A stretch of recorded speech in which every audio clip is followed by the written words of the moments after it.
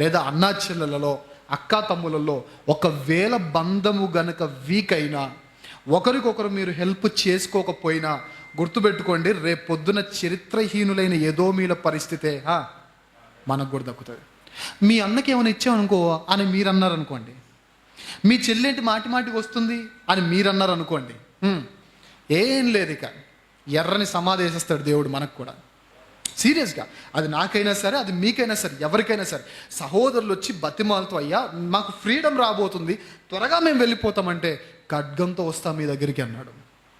సరే అని దేవుడు చెప్పిన మాట ఏం చెప్పనా, సర్లే మోషే వీళ్ళతో యుద్ధం వద్దు, ఎంతైనా వాళ్ళు మీ సహోదరులు. అది దేవుని లక్షణం. అంటే సహోదరులతో యుద్ధం వద్దు అని దేవుడు చెప్పాడు కాబట్టి ఆ రోజు ఎదోమీయులు ఉన్నారు.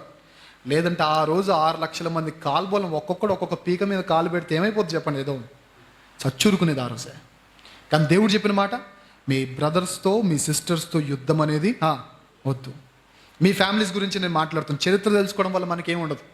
ఇప్పుడు మనకు అప్లై చేద్దాం. మీ ఫ్యామిలీస్లో ఒకవేళ ఇప్పటికీ ఏమంటారు, గొడవలు కానీ సీక్రెట్గా తగాదాలు కానీ బయటికి బాగానే ఉంటాయి. ఈ ఉన్నాయి చూసారా, ఈ మంచిగా వాల్కేర్ పుట్టి వేసి, మంచి పెయింట్ వేసేసి, మంచి లైటింగ్తో, డెకరేషన్తో బాగానే ఉంటుంది.